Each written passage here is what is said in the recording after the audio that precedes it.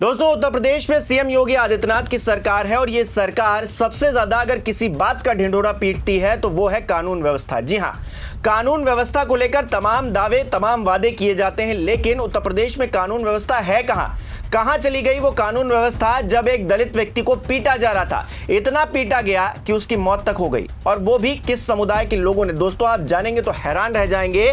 CM Yogi Adityanath जिस समुदाय से आते हैं उसी समुदाय के लोगों ने एक दलित व्यक्ति की पीट कर बेरहमी से हत्या कर दी, और कानून व्यवस्था जिसका ढिंढोरा सरकार पीटती है वो कहीं पंगु बना साइड में खड़ा रहा। आखिरकार क्या है पूरा मामला और किस तरह से इस मामले ने एक बार फिर से सीएम योगी आदित्यनाथ की मुश्किलें बढ़ा दी हैं, मैं बताऊंगा। नमस्कार, मेरा नाम हिमांशु मिश्रा है, आप देख रहे हैं 4PM न्यूज नेटवर्क। दोस्तों, जो खबर मैं आपको बताने जा रहा हूं वो बहुत ज्यादा दुख पहुंचाने वाली है। खबर देखिए जरा, क्या लिखा हुआ है भास्कर की खबर में। लखीमपुर में दलित युवक की पीट कर हत्या, शराब पीने और जाति सूचक टिप्पणी पर विवाद, परिजनों ने शव उठाने से किया इनकार। इसी तरीके से यह खबर अमर उजाला पर भी छपी है। लिखा है, लखीमपुर खीरी में युवक की पीट कर हत्या, परिजनों ने किया हंगामा, 3 बच्चों के सिर से उठा पिता का साया। खबर में अंदर क्या है जरा देख लीजिए। शारदा नगर थाना क्षेत्र के तनाजा गांव में शराब और जाति सूचक टिप्पणी को लेकर दबंगों ने दलित युवक की पीट कर हत्या कर दी। गिरफ्तारी की मांग को लेकर परिजनों ने देर शाम तक पुलिस को शव नहीं उठाने दिया। तनाजा गांव निवासी जय प्रकाश गौतम, जिनकी उम्र 35 साल है, पुत्र मल्लू गौतम मंगलवार शाम 5 बजे घर से शारदा नगर के लिए निकले थे। वापस आते समय गांव के ही कुछ लोगों से शराब और जाति सूचक टिप्पणी को लेकर कहासुनी हो गई। आरोप है कि गांव के ही जय सिंह, मंगल सिंह, निक्कू सिंह, गुरपेश सिंह ने जय प्रकाश पर लाठी डंडे लेकर हमला कर दिया।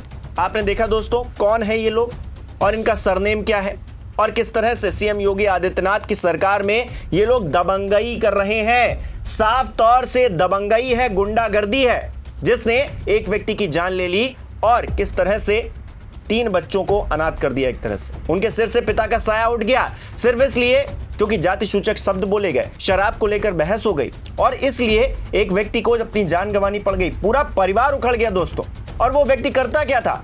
मजदूरी करता था और मजदूरी करके अपने बच्चों, अपने जो घर वाले थे उनका पेट पालता था। अब कौन पालेगा? क्या ये सरकार जिम्मेदारी लेगी कि वो उन लोगों का खर्चा उठाए, उन लोगों की सामाजिक सुरक्षा को सुनिश्चित करे? क्या सरकार करेगी? क्या सरकार कर पा रही है? क्या सरकार कर सकती है? ये सवाल जरूर उठाए जाएंगे। दोस्तों, खबर में आगे क्या लिखा है वो और ज्यादा दुख पहुंचाने वाला है। देखिए, लिखा है, युवक को पिटता देख आसपास के लोगों ने परिजनों को सूचना दी। दौड़ते हुए परिजन बचाने के लिए पहुंचे। बीच बचाव कर जयप्रकाश को उठाकर घर ले जा रहे थे, तभी रास्ते में उसकी मौत हो गई। युवक की मौत से घर में कोहराम मच गया। सूचना मिलते ही पुलिस मौके पर पहुंची, शव को कब्जे में लेने की कोशिश की। परिजनों ने मुकदमा दर्ज कर तुरंत आरोपियों की गिरफ्तारी की मांग करते हुए शव नहीं उठाने दिया। फिलहाल पुलिस मान मनोवल में जुटी हुई है। तनाजा गांव में दलित युवक की पीट कर हुई हत्या के बाद घर में कोहराम मचा हुआ है। मृतक युवक मेहनत मजदूरी कर अपने परिवार को 2 वक्त की रोटी खिलाता था। मृतक के पास 5 बीघा जमीन है। उसके 3 बच्चों के सिर से पिता का साया उठ चुका है। और जो तस्वीर मैं आपको दिखाता हूं दोस्तों, देखिए किस तरह से एक व्यक्ति जमीन पर पड़ा हुआ है। ये वही व्यक्ति है जिसकी मौत हो गई है। ये दलित समुदाय से आता है और शायद इसके बगल में आप देख पा रहे हैं उसकी पत्नी बैठी है। क्या गुजर रही होगी उस परिवार पर दोस्तों? सोचिए, दलित व्यक्ति की पीट कर एक खास समुदाय, जी हां, मैं खास समुदाय इसलिए कह रहा हूं क्योंकि सीएम योगी आदित्यनाथ कि सरकार में यह खास समुदाय कुछ ज्यादा ही उद्दंडई कर रहा है उत्तर प्रदेश के अंदर। आपने देखा ना, इकरा हसन को लेकर वो राणा, अभी तक उसका कोई अता पता नहीं चला है। बता रही है पुलिस फोन बंद है, ये है वो है, लेकिन उसका फेसबुक जाकर खंगालिए तो आपको 75 पोस्ट मिल जाएंगे।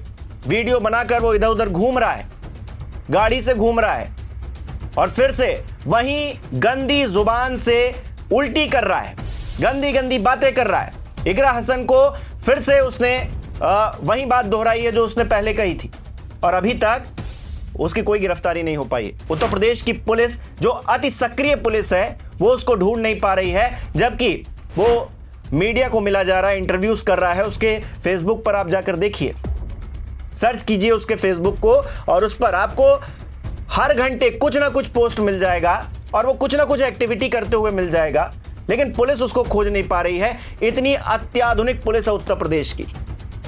आप किसी को कॉल कीजिए यहां से और कुछ अपशब्द बोल दीजिए जो सत्ता में बैठा है, फिर देखिए पुलिस आपको यहीं से उठा लेगी एक ही घंटे के अंदर।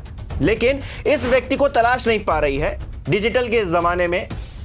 तो उत्तर प्रदेश की पुलिस कितनी सक्रिय है और कितना सक्रिय रहना चाहती है योगेंद्र राणा जैसे लोगों के खिलाफ, यह समझ में आता है। इकरा हसन को लेकर वो जिस तरह की गंदगी उगल रहा है, अब तक तो उसको उठाकर जेल की काल कोठरी में डाल देना चाहिए, कोई ना कोई सजा उसको जरूर हो जानी चाहिए थी।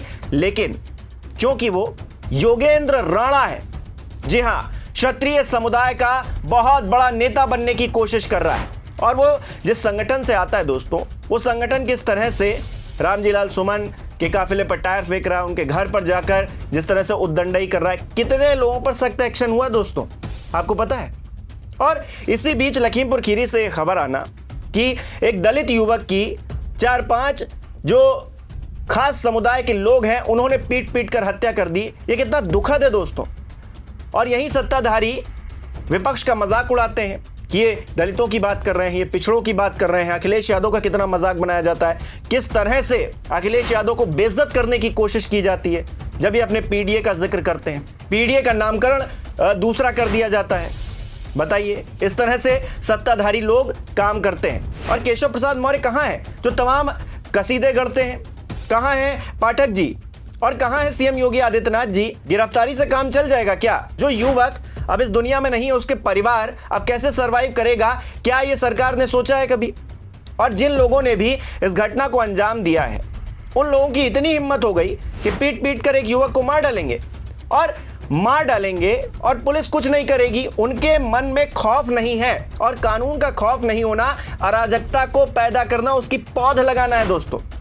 और इस उत्तर प्रदेश में जहां पर इतनी बड़ी जनसंख्या रहती है, भारत का सबसे बड़ा सूबा है, वहां पर इस तरह के हालात जानबूझकर पैदा किए जा रहे हैं एक खास समुदाय के लिए, एक खास वर्ग के लिए, जहां पर उसको कुछ नहीं कहा जाएगा, लेकिन दूसरा कोई बोलेगा तो तुरंत उठाकर उसकी गिरफ्तारी हो जाएगी, उसको पकड़ लिया जाएगा। ये करनी सेना वाले जिस तरह की हरकत उत्तर प्रदेश के अंदर कर रहे हैं, इन पर कोई सख्त एक्शन नहीं हो रहा दोस्तों। और यही सब देखकर, जी हां, मैं बिल्कुल जिम्मेदारी के साथ ये बात कर रहा हूं, यही सब देखकर कुछ लोगों के हौसले बुलंद है। मैं पूरे समुदाय को कुछ नहीं कह रहा हूं। आप जानते हैं ना, एक मछली पूरे तालाब को गंदा कर देती, वैसा ही हाल है और हर जगह है।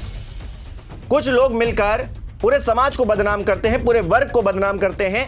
ऐसे ही कुछ लोग लखीमपुर खीरी में थे, जिन्होंने एक दलित युवक की पीट पीट कर हत्या कर दी, जाति सूचक शब्दों का इस्तेमाल किया, शराब को लेकर विवाद किया, और एक पूरा परिवार जो है, जो हंसता खेलता कठिनाइयों के बीच में अपनी जिंदगी जी रहा था, अब उसके लिए तकलीफें खड़ी हो गई हैं। सीएम योगी आदित्यनाथ को जवाब देना चाहिए, उन जिम्मेदार लोगों को जवाब देना चाहिए जिन पर कानून व्यवस्था को बनाए रखने की जिम्मेदारी है। और कानून व्यवस्था अगर नहीं बन पा रही है, कानून का खौफ अगर अपराधियों में नहीं हो पा रहा है, या फिर किसी खास समुदाय में नहीं हो पा रहा है, तो भी जवाबदेही इन्हीं की बनती है। दोस्तों, आपको भी आवाज बुलंद करनी पड़ेगी और हमें कमेंट करके जरूर बताइए कि आप इस घटना को किस तरह से देख रहे हैं। और जिस तरह से उत्तर प्रदेश के अंदर अराजकता भरा माहौल बनाने की कोशिश की जा रही है, बार बार ये बताने की कोशिश की जा रही है कि एक समुदाय पर, एक वर्ग पर एक्शन नहीं होगा, जबकि दूसरे वर्ग ने कुछ किया तो उस पर सख्त एक्शन हो जाएगा। यादव बनाम ब्राह्मण कर दीजिए, यादव बनाम ठाकुर कर दीजिए, ब्राह्मण बनाम ठाकुर कर दीजिए। ये जो करने की कोशिश हो रही है ना, जातिगत संघर्ष उत्तर प्रदेश में बढ़ाने की जो कवायद शुरू कर दी गई है, इसका अंजाम क्या होगा दोस्तों, ये 27 में पता चलेगा। लेकिन मुझे कमेंट करके आप जरूर अपने मन की बात बताइए। इस वीडियो को लाइक कीजिए, शेयर कीजिए, और हमारे चैनल को सब्सक्राइब नहीं किया है तो वो भी कीजिए।